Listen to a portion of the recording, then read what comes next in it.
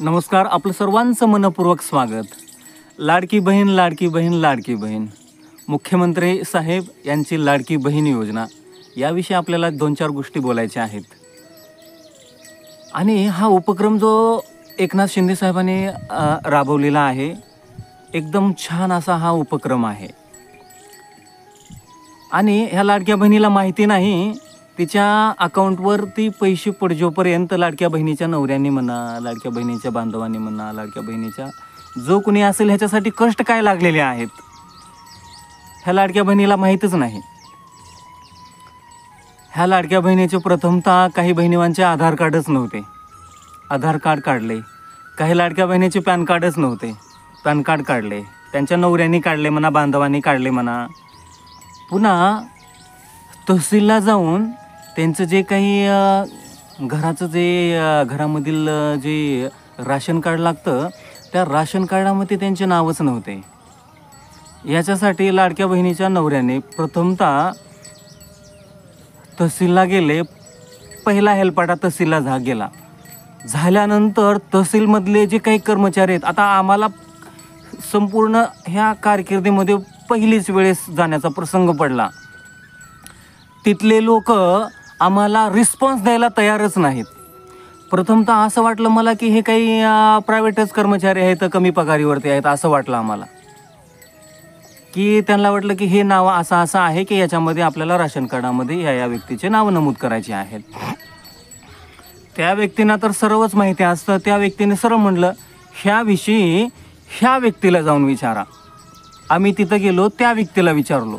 तर त्या व्यक्तीने विचारलं, त्या व्यक्तीने आम्हाला सांगितलं की तुम्ही त्या व्यक्तीकडे जावा.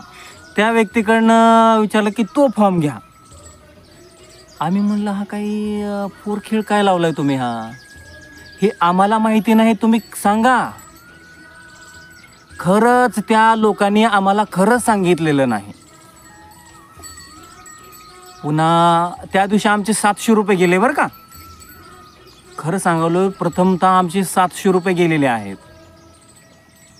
पुन्हा दुसऱ्या दिवशी आमच्या गावातले जे रास्त धान्य दुकानमधले जे काही ज्यांच्याकडे दिलेलं असते, पूर्ण गावाचा जो काही कारभार, ते धान्य सांभाळायचं, लोकांना वाटप करायचं, त्या बांधवांना घेऊन गेलो आम्ही. त्याच्यानंतर आम्ही सकाळी 9:30 वाजता गेलो होतो. आम्ही संध्याकाळी 8:30 वाजता तिथून निघालो. 8:30 वाजता निघाल्यानंतर आम्हाला 9:15 वाजले घरी यायला. आम्ही आमचं जेवण खाणं काहीच नाही, पूर्ण उपाशी राहिलो. आणि ते नाव त्या ह्याच्यावरती राशन कार्डावरती नमूद झाले. थोडंसं सरकारला विनंती आहे की त्या लोकांना रिस्पेक्ट देण्यासाठी थोडंसं खरं शिकवलेलं बरं. कारण ते सरकारी नोकरदार आहेत असं समजलं, आणि त्यांना मोठा पगार आहे असंही आम्हाला समजलं. पगार किती का असणार, देणं घेणं नाही, परंतु समाजाशी रिस्पेक्ट देणं, व्यक्तींशी रिस्पेक्ट देणं थोडं गरजेचं आहे ना. आम्ही पण माणूस, प्राणीच आहे की. फक्त एवढंच फरक आहे, ते त्या पदावरती बसलेले आहे आणि आम्ही त्यांच्याकडे जात आहे. फरक एवढा आहे. आम्ही ही गोष्ट केली. आणि एकनाथ शिंदे साहेब लोक म्हणत होते काय होतं की काय नाही, की पैसे पडतात का नाही की, परंतु आम्हाला विश्वास होता की तुम्ही पैसे 100% अकाउंटवरती टाकणारच आहोत. आणि खरंच आम्हाला मेसेज आलेले आहेत ना, तुम्ही पहिला हप्ता 3,000चा टाकलेला आहे. खूप चांगली गोष्ट आहेत. आणि ह्या लाडक्या बहिणी आहेत ना, तुमच्यावरती जाम आनंदित आहेत, खूपच आनंदित आहेत. आणि मतदान तुम्हालाच करणार आहेत असं लाडक्या बहिणींचं मत आहे. आम्ही विचारलेलं आहे, मी विचारलेलं आहे की मतदान तुम्हालाच करणार आहेत. परंतु आता दुसरे कोणी म्हणत आहेत बरं का. आता अजून एक महत्त्वाचा मुद्दा, बहिणीवाणी म्हटलेले आहेत, हे मी म्हणत नाहीत, मी बहिणीवाणी म्हटलेलं आहेत म्हणून म्हणतोय मी.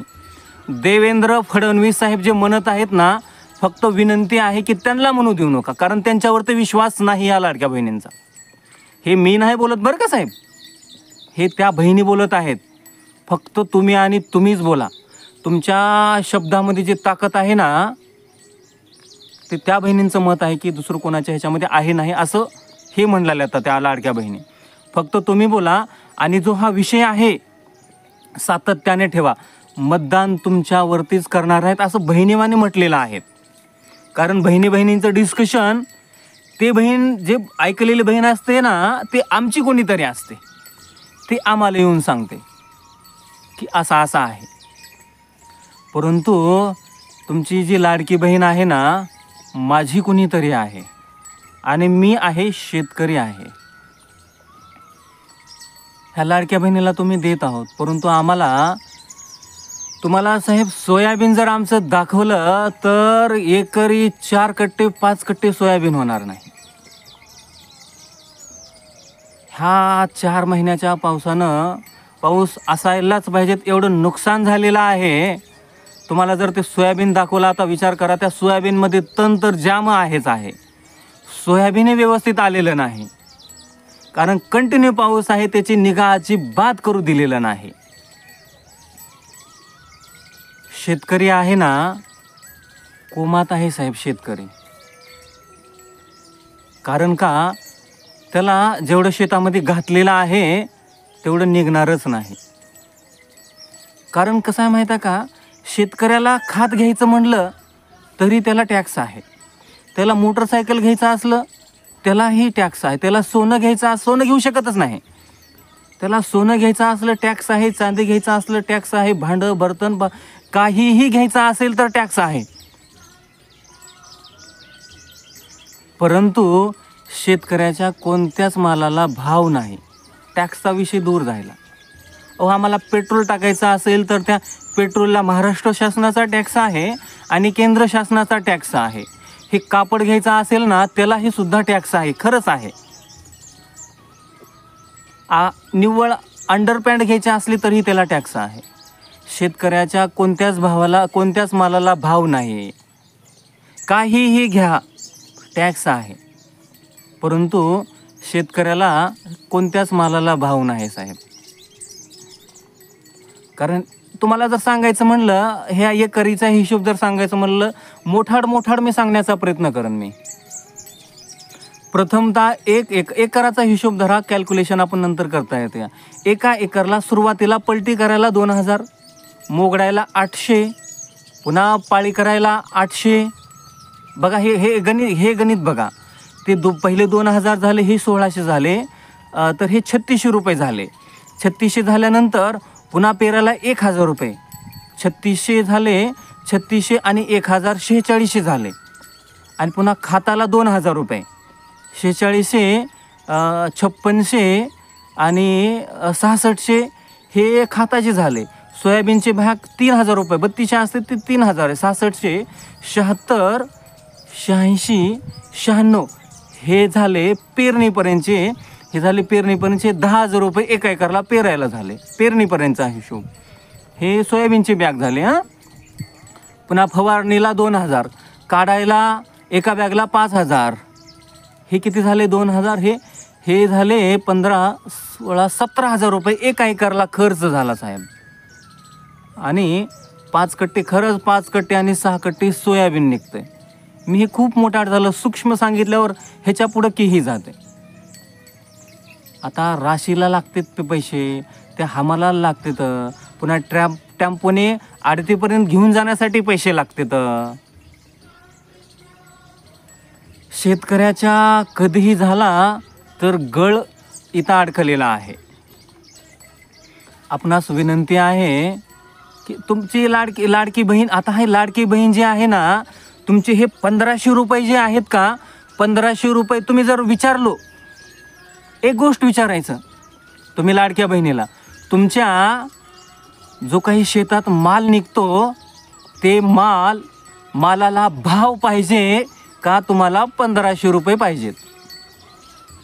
हे जी तुमची लाडकी बहीण आहे ना, तुमची लाडकी बहीण म्हणते, साहेब आम्हाला 1500 रुपये नको आहेत, आमच्या शेतमालाला, आमचा सोयाबीन असो, मूग असो, उडीद असो, तूर असो, अजून काहीही कडधान्य असो, धान्य असो, याला भाव द्या, परंतु तुमचे आम्हाला 1,500 रुपये नको म्हणते. एकदा तुम्ही खरंच विचारून बघा. हात जोडून कळकळीची विनंती आहे आपल्याला की आमच्या मालाला भाव द्या.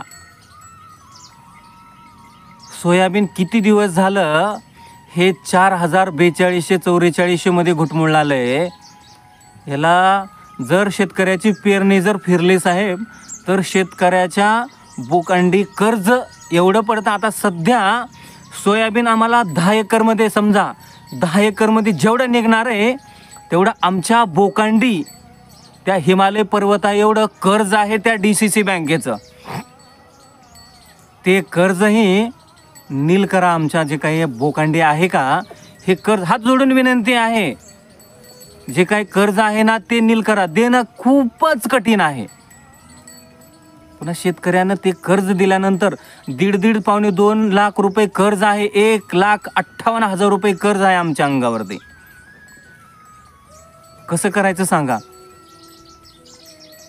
आणि मालाला भाव नाही. हात जोडून एवढीच कळकळीची विनंती आहे. तुमची लाडकी बहीण जोमात आहे साहेब. तुम्ही पैसे दिलेला परंतु आम्ही शेतकरी कोमात आहे. शेतकऱ्याचे ह्याच नाही संपूर्ण शेतकऱ्यांची कळकळीची विनंती आहे आपल्याला की आमच्या धान्याला भाव द्या. आमच्या धान्याला भाव द्या आणि शेतकऱ्याला थोडंसं